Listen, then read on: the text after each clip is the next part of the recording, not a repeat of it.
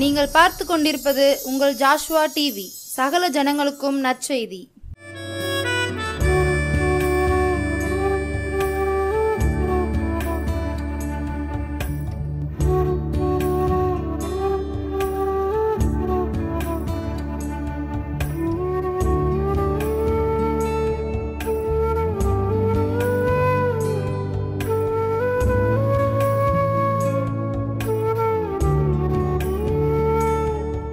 லூயா, தேவனுக்கு மகிமை.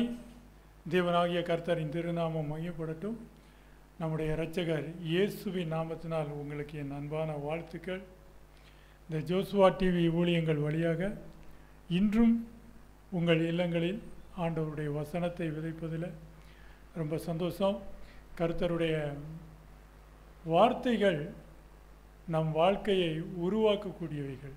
இந்த வார்த்தையின் வழியாக நல்ல ஆலோசனைகளையும் நல்ல சிந்தனைகளையும் நல்ல எண்ணங்களையும் நாம் வளர்த்து கொள்ளும்போது நம்மளுடைய வாழ்க்கை வளமானதாக இருக்கும்.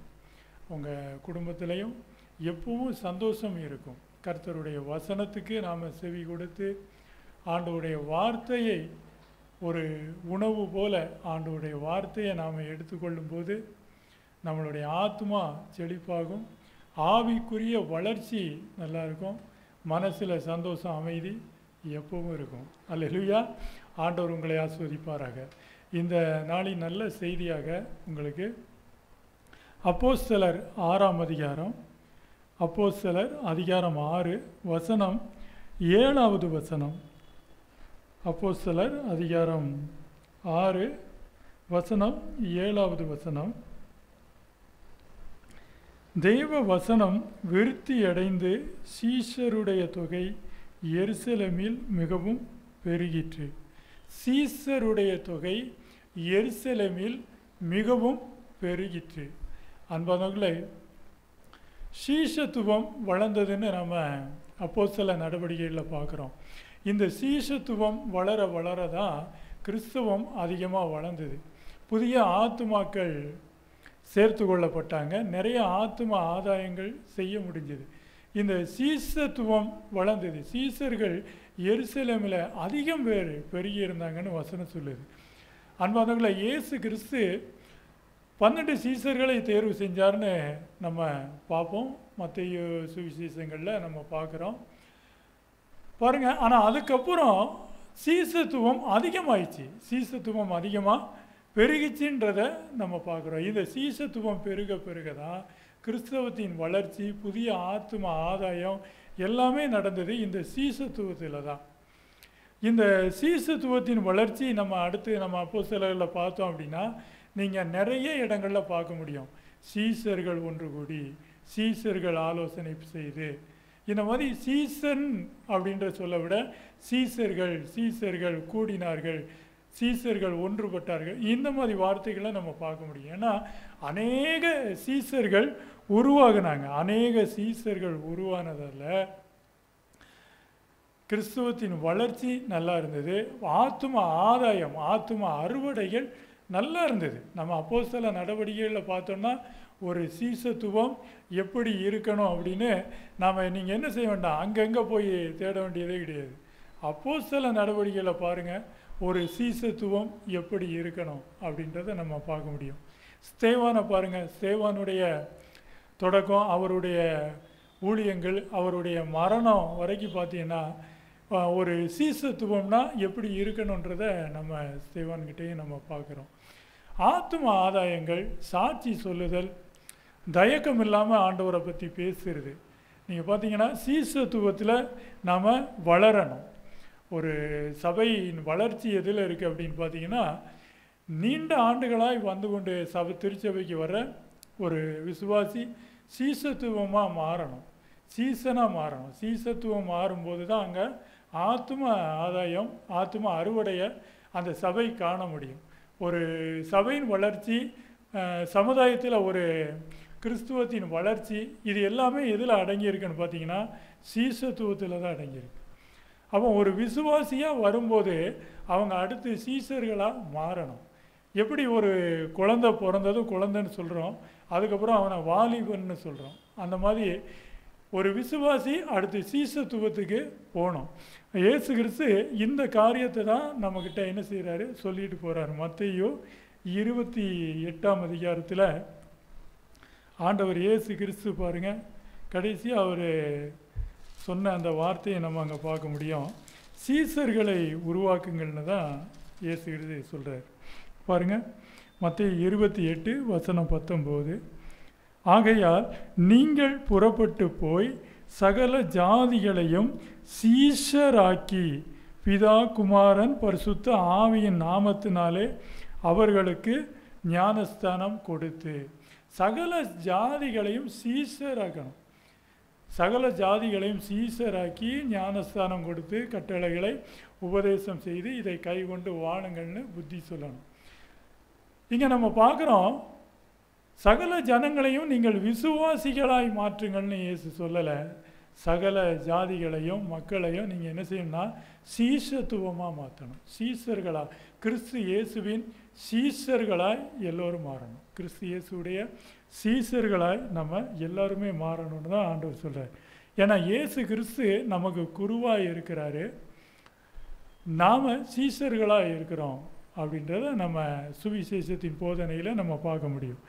ஆண்டவர் இயேசு கிறிஸ்து நமக்கு குருவாக இருக்கிறார். ஒரு சீஷத்துவம் அப்படின்னு பார்த்தீங்கன்னா கற்றுக்கொள்ளக்கூடியவனாக இருக்கணும். ஒரு விசுவாசி கற்றுக்கொள்ளுவதில் அதிகமான ஒரு தேர்ச்சி, ஒரு அதிகமான ஆர்வம் இருக்கணும். இயேசு கிறிஸ்து சொல்லுவார் பாருங்கள், என்னிடத்தில் கற்றுக்கொள்ளுங்கள்னு இயேசு சொல்லுவார் மத்தேயு சுவிசேஷத்தில். அப்போ ஆண்டவர் சொன்னார் அந்த மலை பிரசங்கத்தில், என் இடத்தில் நீங்கள் கற்றுக்கொள்ளுங்கள்னு சொல்லுவார். அப்போ ஆண்டவர்கிட்ட நம்ம கற்றுக்கொள்வதில் தாகம் நமக்கு அதிகமாக இருந்தால் தான் இந்த சீசத்துவம் நமக்குள்ளே வளரும். நாம் ஒரு சீசனாக உருவாக முடியும். கற்றுக்கொள்ளுதல் அடுத்தடுத்து தேடுதலும் கற்றுக்கொள்ளும் ஆர்வமும் நம்மக்கிட்ட அதிகமாக இருக்கணும். அந்த ஆர்வமும் அந்த கற்றுக்கொள்ளுதலும் உங்களை எதை நோக்கி வழி நடத்தும் அப்படின்னு பார்த்தீங்கன்னா சீசத்துவத்தை நோக்கி வழி நடத்தும். ஒரு வளர்ச்சி, விசுவாசி என்ற நிலை மாறி கிறிஸ்து இயேசுவின் சீஷர் அப்படின்ற அந்த நிலை உருவாகும். அன்பானவர்களே, அடுத்து சீஷத்துவத்தின் காரியம் பார்த்தீங்கன்னா பின்பற்றுதல். அப்போஸ்தலன் பேதுரு சொல்லியிருப்பார் பாருங்கள். அப்போஸ்தலன் பேதுரு 1 பேதுரு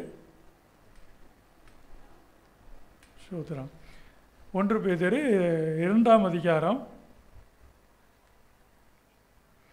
வசனம் 21வது வசனம். இதற்காக நீங்கள் அழைக்கப்பட்டும் இருக்கிறீர்கள், ஏனெனில் கிறிஸ்துவும் உங்களுக்காக பாடுபட்டு நீங்கள் தம்முடைய அடிச்சுவடுகளை தொடர்ந்து வரும்படி உங்களுக்கு மாதிரியை பின்வைத்து போனார்.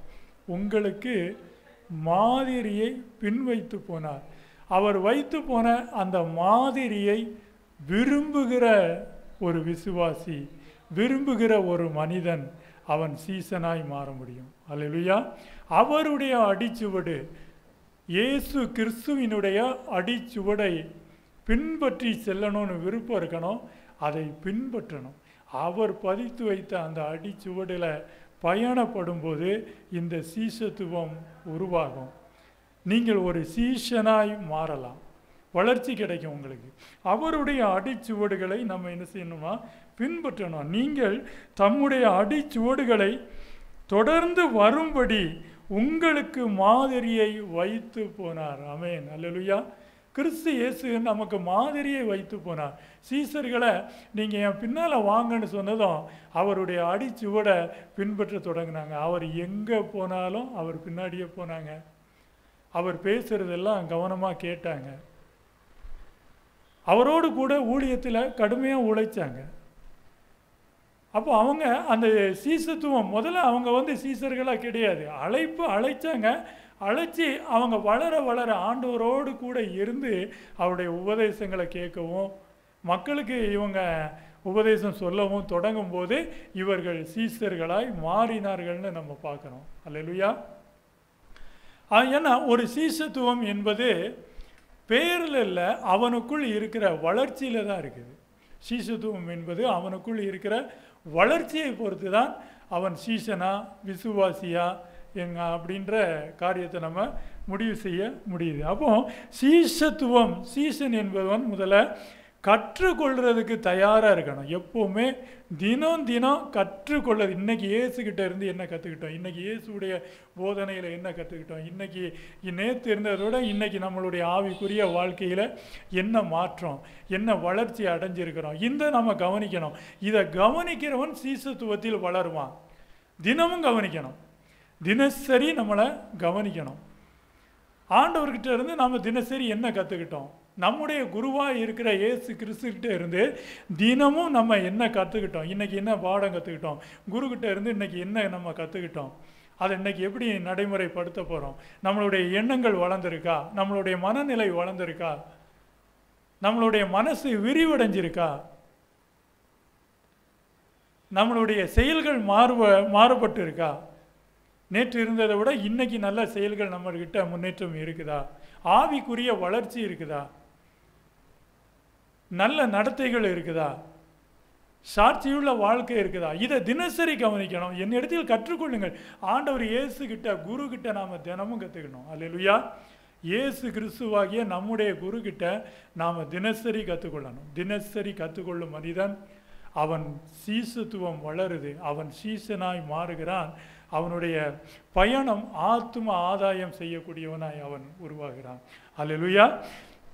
ஏன்னா ஒரு ஆத்தும ஆதாயத்தில் தான் சபையின் பெருக்கம், விசுவாசிகளின் பெருக்கம் எல்லாமே அதில் தான் அடங்கி இருக்குது. கிறிஸ்துவத்தின் வளர்ச்சி இது எதில் இருக்குன்னா சீசத்துவத்தில் இருக்குது, சீசர்களாய் மாறுவதில் இருக்குது. நம்ம பார்க்குறோம் 120 பேர் அப்போஸ்தலர் 1ஆம் அதிகாரத்தில் நம்ம பார்க்குறோம். 120 பேர் என்ன செஞ்சாங்க, ஒருமித்து கூடியிருந்தார்கள்னு பார்க்குறோம். பரிசுத்த ஆவியானவர் அவர்கள் எல்லோரும் மேலும் இறங்கினார்னு பார்க்குறோம். அதில் பெண்களும் இருந்தாங்க. அல்லேலூயா. அதில் பெண்களும் இருந்தாங்கன்றதை நம்ம பார்க்குறோம். அங்கே எத்தனை பேர் அமர்ந்திருந்தாங்களோ அவ்வளோ பேர் மேலேயும் பரிசுத்த ஆவியானவர் வந்து இறங்கினார். சீஷர்கள், சீசத்துவம் என்பது ஆண்களுக்கு மட்டும் அப்படின்றத நம்ம யாரும் எடுத்துக்கக்கூடாது. அது பெண்களுக்கும் உண்டு, பெண்களுக்கும் சீசத்துவம் இருக்குது. ஏன்னா பரிசுத்த ஆவியானவர் அந்த மேல் வீட்டு அறையில் பெண்களும் கூடியிருந்தாங்க, இவங்களும் இயேசுவோடு கூட இருந்த சீசர்களும் கூடியிருந்தாங்க. எல்லோர் மேலேயும் அங்கே அமர்ந்து கூடியிருந்து ஜெபிச்சுக்கிட்டு இருந்த எல்லாரும் மேலேயுமே, அங்கே காத்திருந்த எல்லார் மேலேயுமே பரிசுத்த ஆவியானவர் இறங்கினார்னு நம்ம வேதத்தில் வாசிக்கிறோம்.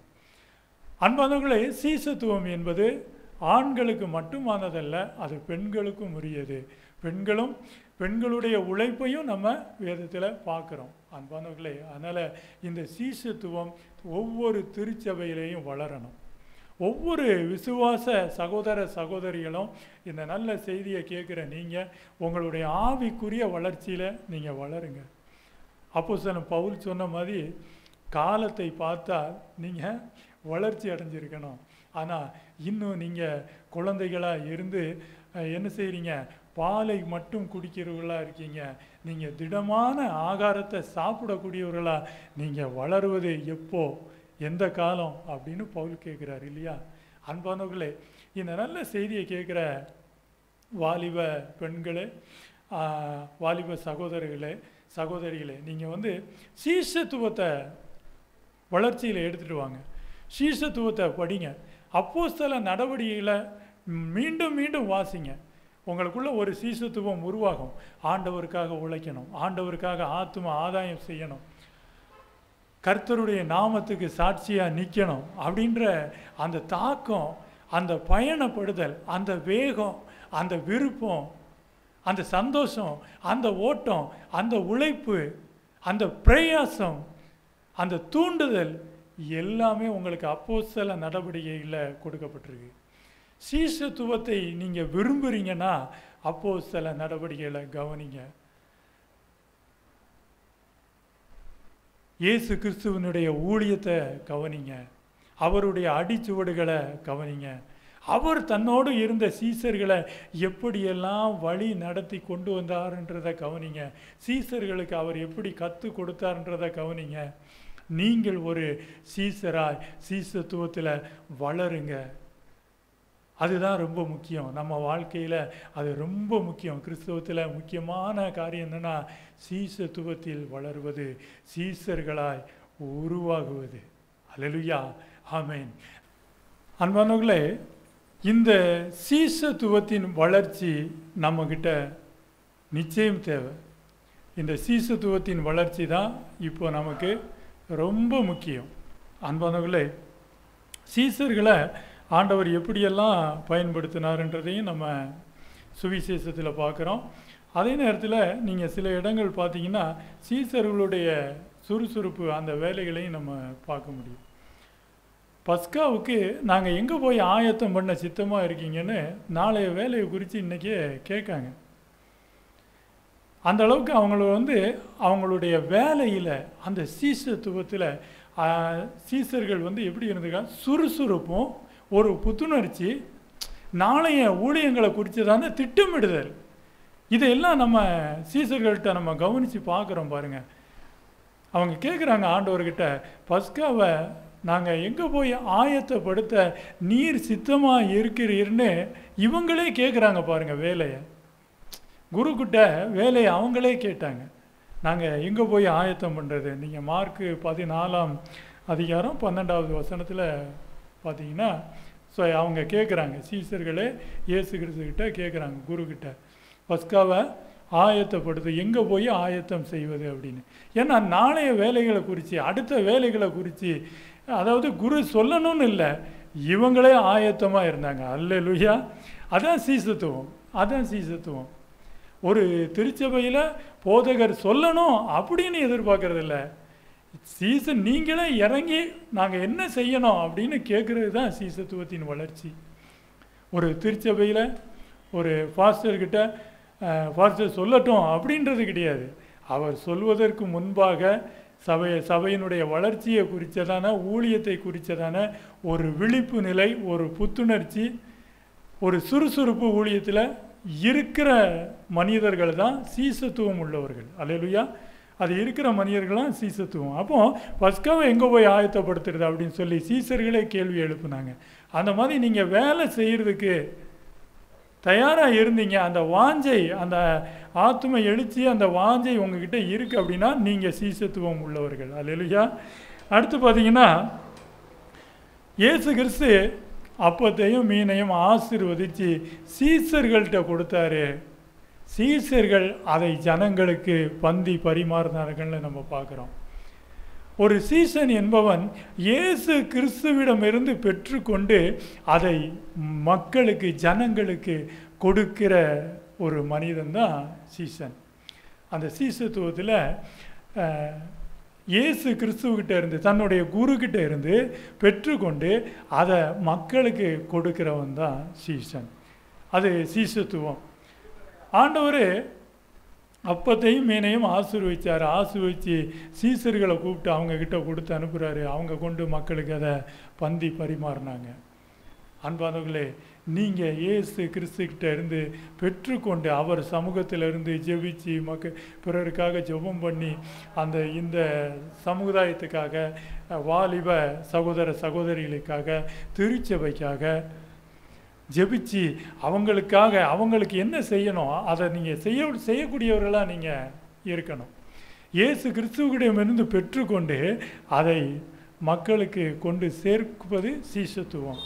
அன்பானவர்களே, அடுத்து ஒரு காரியம் நீங்கள் பார்த்தீங்கன்னா, சீசர்களை தமக்கு முன்பாக அனுப்புவார். துரிதப்படுத்தி அக்கறைக்கு போகும்போது சீசர்களை இவருக்கு முன்பாகவே அக்கறைக்கு இயேசு கிறிஸ்து அனுப்பி வைக்கிறத நம்ம வேதத்தில் பார்க்குறோம். மத்தேயு 14ஆம் அதிகாரம் 22வது வசனத்தில் நீங்கள் பார்த்தீங்கன்னா சீசர்களை துரிதப்படுத்தி இவர் போகிறதுக்கு முன்னால் சீசர்களை அந்த இடத்துக்கு அனுப்புகிறார். சீசத்துவத்தின் பணியும் அதுதான். அடுத்து இயேசு கிறிஸ்துவின் வருகை இருக்குது. அவர் வருவதற்கு முன் நாம் ஆத்தும ஆதாயம் செய்து வைக்கணும். அல்லேலூயா, நாம் ஆத்தும ஆதாயம் செய்யணும். இயேசு கிறிஸ்து வருவதற்கு முன்பாக அந்த ஸ்தலத்துக்கு போய் அந்த இடத்துல மக்களை ஆயத்தப்படுத்தி வைப்பதும், அந்த இடங்களை சரி செய்து வைப்பதும் சீசத்துவத்தின் பணியாக இருந்துச்சு. இயேசு கிறிஸ்துவுக்கு முன்னால் அவர் அனுப்புகிறார். சீசர்களை இயேசு தனக்கு முன்பாக அக்கறைப்படுத்தி துரிதப்படுத்தி அனுப்பி வைக்கிறார். எதுக்காக? ஆயத்தப்படுத்துவதற்காக. அல்லேலூயா. நீங்களும் ஆயத்தப்படுத்தி வைங்க, ஆத்துமாக்களை ஆயத்தப்படுத்தி வைங்க. இயேசு கிறிஸ்து வருகிறார். உங்களுடைய சீசத்துவத்தின் பலன் அவர் நிச்சயம் உங்களுக்கு கொடுப்பார். அன்பானவர்களே, அதனால் ஆண்டவர்கிட்ட நம்ம பார்க்குறோம், அவர் துரிதப்படுத்தி என்ன செய்கிறாரு? முன்னாடி அனுப்புகிறாரு. இன்னொரு இடத்துல நம்ம பார்த்தோம்னா பரிந்து பேசுவாங்க சீசர்கள்.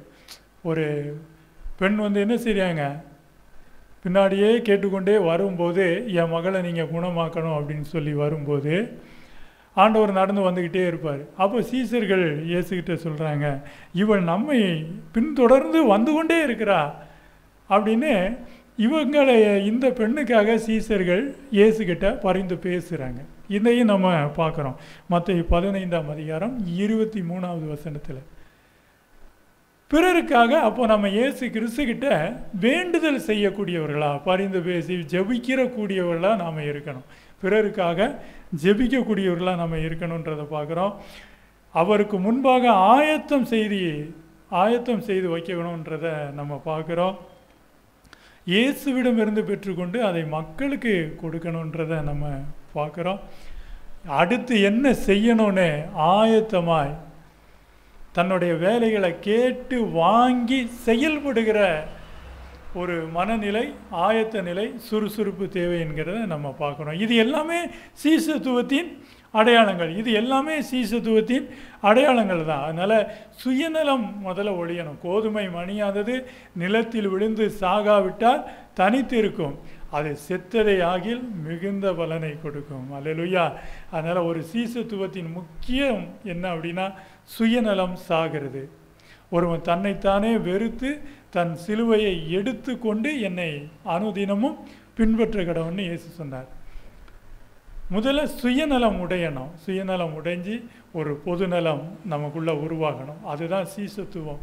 உங்ககிட்ட ஒரு பொதுநல சிந்தனை, எல்லாரும் நல்லா இருக்கணுன்ற எண்ணம், அதுக்காக உழைக்கிறது, கிறிஸ்து இயேசுவின் வருகைக்கு முன்பாக ஆதாயம் செய்யணுன்ற அந்த தாக்கம், இது எல்லாம் உங்ககிட்ட இருந்தது அப்படின்னு சொன்னால் சீசத்துவம் உங்களிடம் வளர்ந்து கொண்டு இருக்கிறது என்று அர்த்தம். அல்லேலூயா. ஆண்டவர் உங்களை ஆசீர்வதிப்பாராக. இந்த நாளிலும் விதைக்கப்பட்ட நல்ல வார்த்தைகள் உங்கள் இருதயங்களில் விளைச்சலை தரும்படியாக தேவன்கிட்ட ஜெபிச்சுக்கிறேன். சீசத்துவம் வளரட்டும். சீசர்களின் தொகை பெருகினது, கிறிஸ்தவர்களின் எண்ணிக்கை பெருகியது. 120 பேர் இருந்தாங்க, அடுத்து 3000 பேர் ஆனாங்க, அடுத்து 5000 பேர் ஆனாங்க, அதுக்கப்புறம் எண்ணிக்கையில் அடங்காதவர்களாக பெருகினாங்க. அல்லேலூயா. ஆமென். அன்பானவர்களே, சீசத்துவம் வளர நாம் பிரயாசப்படுவோம். ஒவ்வொரு திருச்சபையிலையும் சீசத்துவம் வளரட்டும். ஒவ்வொரு விசுவாச சகோதர சகோதரிகளும் சீசத்துவத்தில் நீங்கள் வளருங்க. ஆண்டவர் உங்களை கண்டு சந்தோஷப்படுவாராக. ஆண்டவர் உங்களை ஆசீர்வதிப்பார். அல்லேலூயா. ஆமென். நிறைவு ஜெபத்தை ஏறெடுப்போம். ஸ்தோத்திரம் ஆண்டவரே, வாழ வைக்கிற வல்லமையுள்ள தேவனே, உமக்கு நன்றி செலுத்துகிறேன். கடந்த நாள் வரையிலும் பாதுகாத்து இந்த நல்ல நாளிலும் தேவனாகிய கர்த்தாவே, நீங்கள் கொடுத்த நல்ல வார்த்தையை இதோ அப்பா ஜோசுவா டிவி ஊழியங்கள் வழியாக இதோ கர்த்தாவே வீடுகள் தோறும் மக்களுடைய இருதயங்களில் விதைத்திருக்கிறேன். இந்த விளைச்சல் தேவரீர் 30, 60, 100மாக பலன் தர நீங்கள் கிருபை பாராட்டுங்கப்பா. தேவரீரப்பா, விளையை செய்கிறேன் தேவனாகிய கர்த்தர், விளையை செய்யுங்க. சீசத்துவம் வளரட்டும் அப்பா. சீசத்துவம் வளர வேண்டும் வண்ணமாய் ஜெபிக்கிறேன் ஆண்டவரே. ஒவ்வொரு சகோதர சகோதரிகளும் சீசத்துவத்தில் வளர இயேசு கிறிஸ்துவின் நாமத்தினாலே ஆசீர்வதிக்கிறேன். இயேசு கிறிஸ்துவின் நாமத்தினாலே வாழ்த்தி ஜெபிக்கிறேன். வல்லமையான இயேசுவின் நாமத்தில் ஜெபங்களை ஏறெடுக்கிறேன். ஆசீர்வதித்து அருள் செய்யும் எங்கள் நல்ல பிதாவே. ஆமேன், ஆமேன், ஆமேன்.